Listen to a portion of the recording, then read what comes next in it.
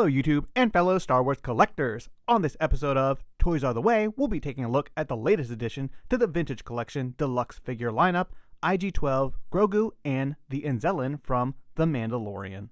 Welcome back everyone. So here we have everyone's favorite, the Deluxe figure for the Vintage Collection, and this time it's IG-12, Grogu, and an Anzellan. And it's kind of hard to, say that this one is deluxe because we've kind of gotten this figure before in the past. So this IG-12 is just a retool of the existing IG-11, which is a fantastic figure, especially when it came out. It was part of the main line. It was definitely not a deluxe price. And the thing that's setting this one apart from that figure is just the new upper body that allows Grogu to kind of ride this thing like it's a mech.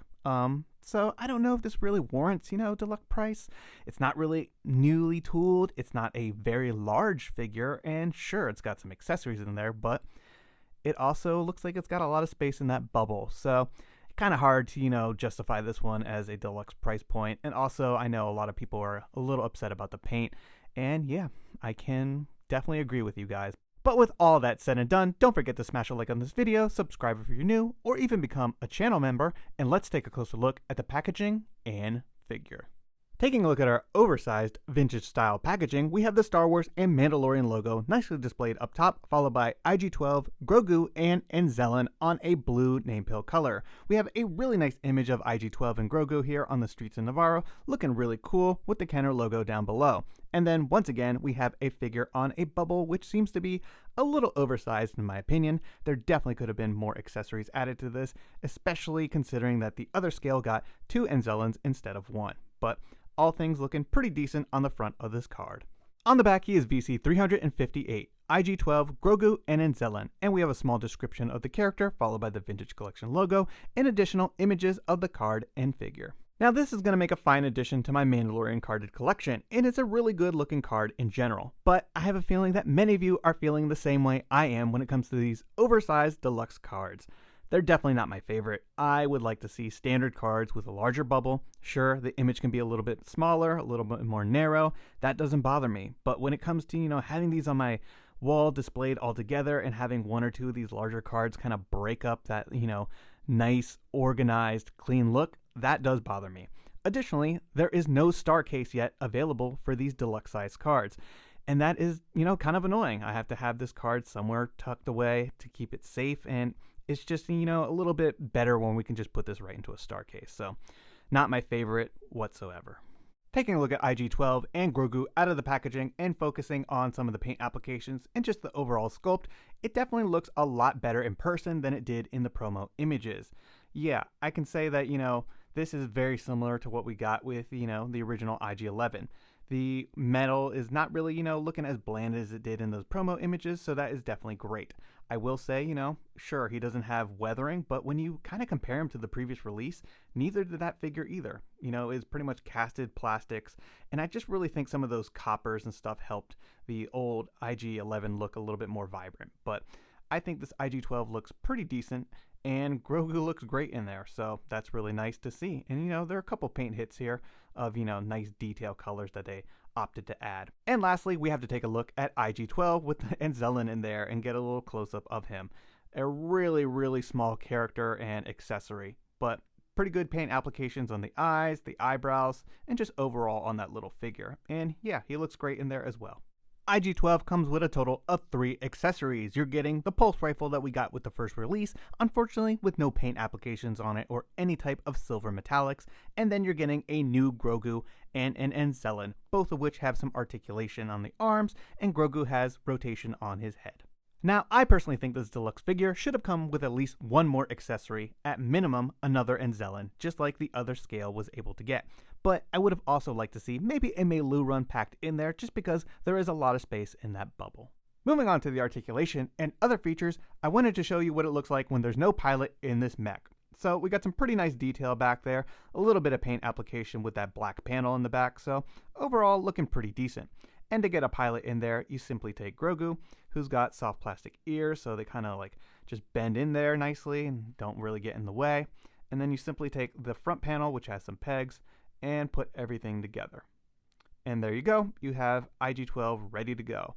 And I gotta say, when I first saw this character in The Mandalorian Season 3, I kind of thought, we would definitely get this figure because, we had IG-11 in most of the parts, but I really thought this like middle torso piece was just going to be sculpted and like Grogu would not be able to be removed. And I'm really impressed with what they did here in terms of, that engineering and like ingenuity. So that looks really cool. I'm glad it's functional and you can, swap out Grogu and the Anzellan. Really cool stuff there. IG in general is just a great figure. If you're not familiar with this one already, it's got some great articulation at the legs, swivel at the thigh. It's got, of course, a hinge at the knee, which is really great. Hinges at the ankle. No rockers, but IGs aren't really designed with rockers, so I'm kind of cool with that. It's got, this ball joint up here. It's got some great rotation and yeah, just lots of hinges everywhere. Swivel at the wrist, which is pretty good too. I don't think he really had a like hinged wrist or anything in the show. And then you can also move the head multiple different directions. It's like split up pretty crazily. You can even turn this bottom part, so that is great. And then additionally, you have a torso piece down here, so he can rotate pretty much 360 degrees, as you can see. It's a little bit tight, but yeah. The only thing that kind of is unfortunate is before, because of the design, he did have another split up here that could rotate 360 degrees. So you're losing that just because of the design, but he didn't have that in the show either. Taking a look at the back, got some paint applications back there, which, maybe could have used a little bit of weathering, just maybe some silver metallics to kind of bring it to life. It's a little bland looking, but other than that, nice detail there, and I appreciate them actually painting it. Again, down here, they probably should have added a paint application instead of just using, the light gray plastic. And then the one thing that actually bothers me the most about the paint is he is supposed to have light gray here as well and a line that goes, around his head. So that's a little bit unfortunate, but other than that, pretty good figure here in my opinion.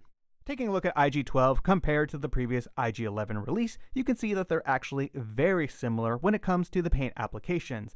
I do think that the previous IG-11 just looks a little bit more weathered because of the dark copper and gold colors that they used on him.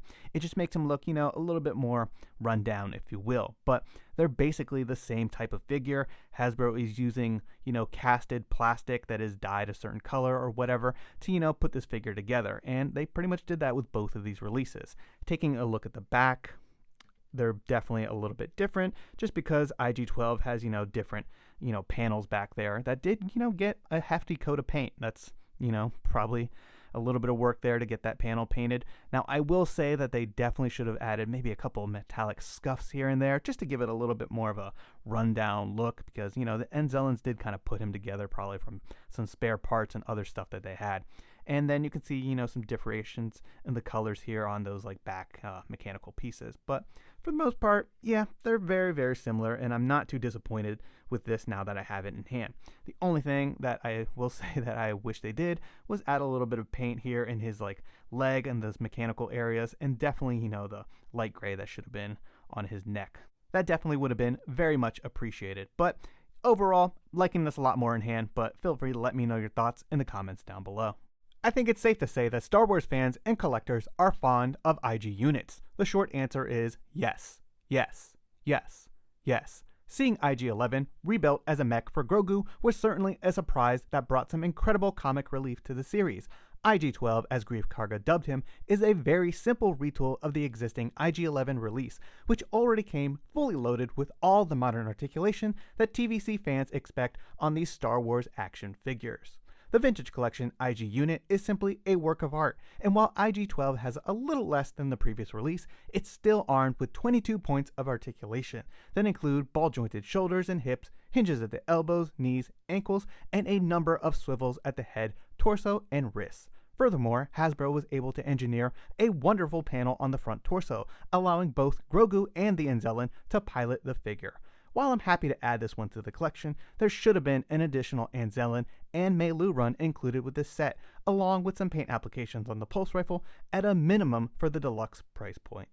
I hope you've enjoyed this video and taking a look at this latest addition to our Vintage Collection shelf displays, IG-12, Grogu, and the Anzellan from The Mandalorian. Feel free to let me know your thoughts in the comments down below. And don't forget to drop a like on this video and subscribe if you're new to the channel. It really helps and is always greatly appreciated. Thanks everyone, and may the Force be with you.